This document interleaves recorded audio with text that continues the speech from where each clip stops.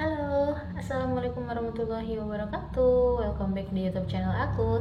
Di video kali ini aku mau melanjutkan pembahasan tentang cepal hematom karena ternyata masya Allah sekali banyak sahabat parents yang komentar di video aku sebelumnya yang mempunyai problem yang sama dengan aku dulu. Bahkan ada beberapa yang bayinya sudah berusia 10-18 bulan tetapi benjolannya belum kempes juga.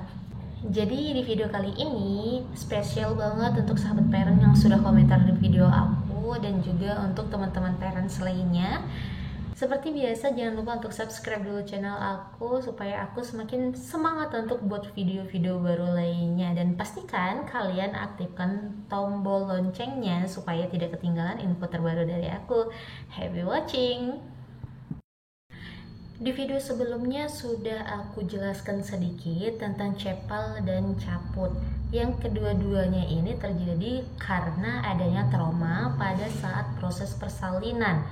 Singkatnya, yang mana perbedaan dari kedua benjolan ini adalah bahwa caput itu biasanya berisi air atau getah bening dan dia melewati batas uterus. Jadi dia lurus nih dari sini ke sini ya.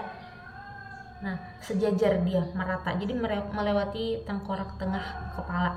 Itu kalau caput. Sedangkan cepal itu biasanya hanya di satu sisi atau di kedua sisi, tetapi dia tidak melewati batas uterus.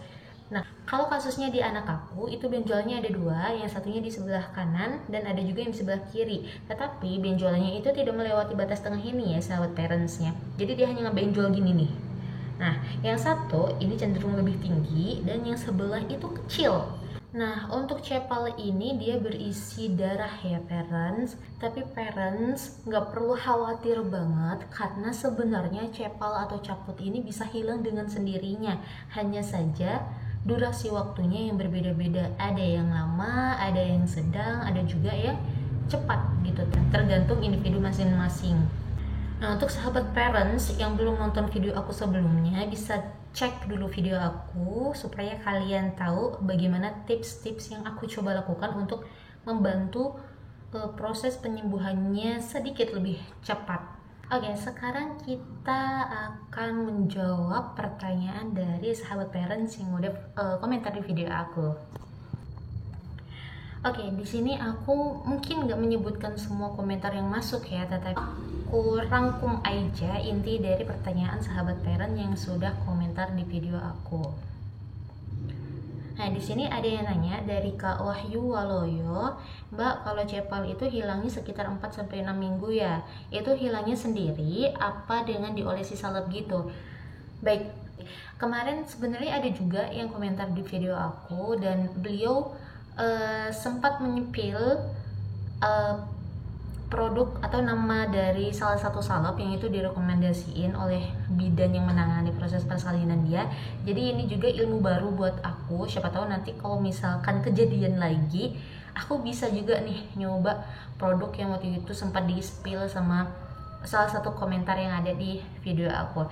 Jadi kalau yang di video aku sebelumnya, untuk kasus anak aku sebelumnya, itu aku tidak menggunakan salep ya mbak ya, tapi aku menggunakan minyak MHS, atau mbaknya bisa cari di outlet atau di all shop produk dari HPAI namanya minyak MHS.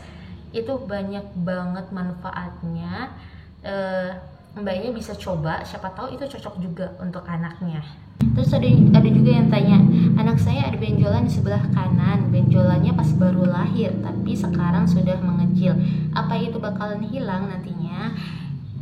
Ya, sekali lagi saya sampaikan bahwa sebenarnya cepal ataupun caput itu nantinya bisa hilang dengan sendirinya ya mbak ya, hanya waktunya aja yang mungkin beda-beda gitu. Jadi kita boleh khawatir kalau misalkan kita yang namanya orang tua, apalagi baru pertama kali punya anak dan kita masih nol pengalaman dalam pola asuh ataupun pengalaman mengurus bayi, pasti bakal khawatir. Tetapi mudah-mudahan dengan video yang aku sharing itu bisa membantu mempersiapkan mental kita kalau anak kita nanti punya kasus yang sama seperti itu.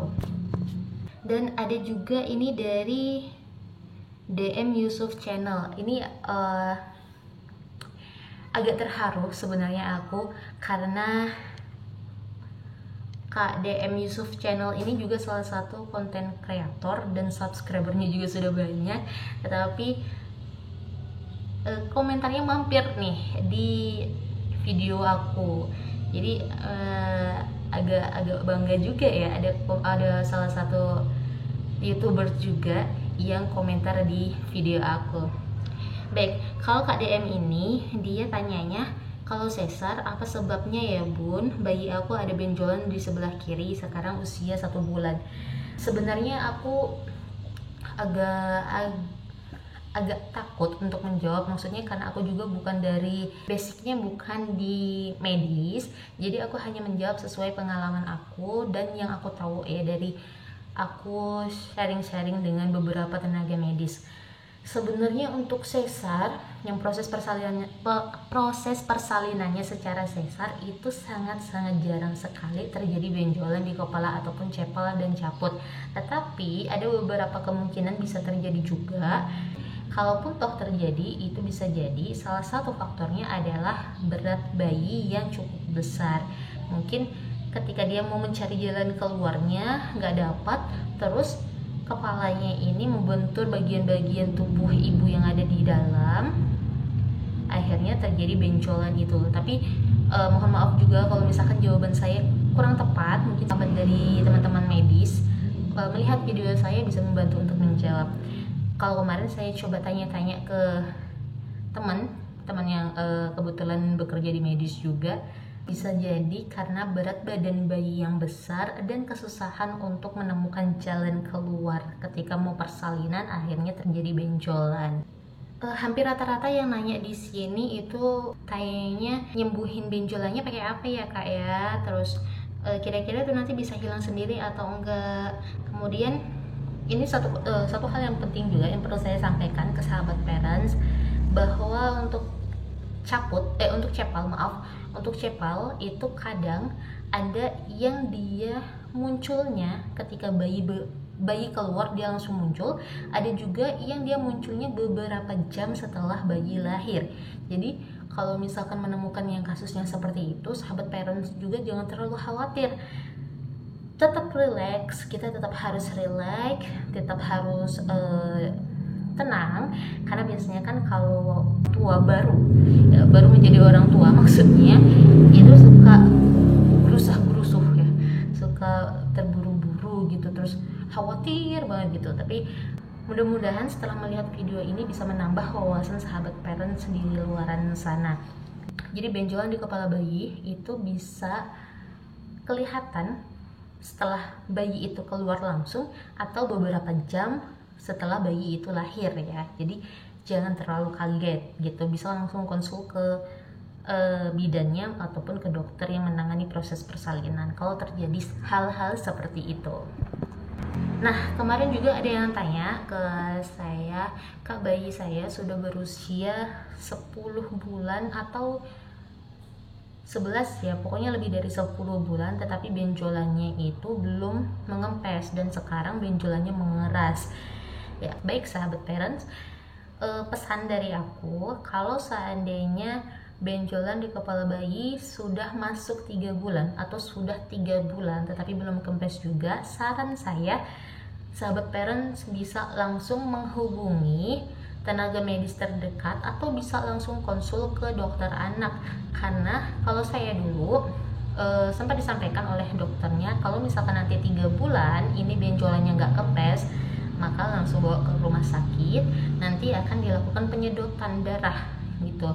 Jadi untuk sahabat parents yang mungkin bayinya sudah berusia cukup besar dan benjolannya belum kempes juga atau sekarang malah sudah mengeras, saran saya coba konsul juga ke dokter anak, siapa tahu ada tindakan lain atau ada opsi lain yang bisa membantu untuk memulihkan benjolan di kepala anak bunda ya. Video kali ini itu saja yang mau saya bahas. Mudah-mudahan sedikit kurangnya itu menjawab pertanyaan dari sahabat parents, atau bisa juga dicoba tips-tips dari aku yang sudah aku bahas di video sebelumnya. Mudah-mudahan itu cocok juga untuk anak parents. Kalaupun toh tidak, pesan saya yang paling penting itu tadi, kalau sudah 3 bulan benjolan tidak kempes, segera konsul ke dokter anak. Jadi supaya diambil tindakan oleh medis supaya darah ataupun cairan yang ada di dalam kepala bayi itu bisa ditindaklanjuti. Bagi sahabat parents yang mungkin juga punya pengalaman yang sama seperti aku dan teman-teman separent lainnya, bisa sharing juga di komentar. Dan aku mohon maaf sekali karena belum bisa upload video on time, karena masih agak repot juga karena aku masih punya bayi kecil juga. Jadi sesempatnya aku membuat video, jadi aku mohon maaf karena video yang aku buat ini cukup lama, dan mudah-mudahan ini bermanfaat untuk sahabat parents di luaran sana. Sekali lagi aku mau ngucapin terima kasih untuk sahabat parents yang sudah komentar di video aku sebelumnya, dan jangan lupa untuk subscribe ya. Baik parents, itu aja video kali ini, mudah-mudahan bermanfaat. Jangan lupa untuk like, komen di bawah, dan share video ini sebanyak-banyaknya karena siapa tahu ini bermanfaat untuk orang-orang di sekitar kita. Dan pastikan kalian subscribe dan aktifkan tombol loncengnya supaya kalian gak ketinggalan video terbaru dari aku. And bye bye. Wassalamualaikum warahmatullahi wabarakatuh.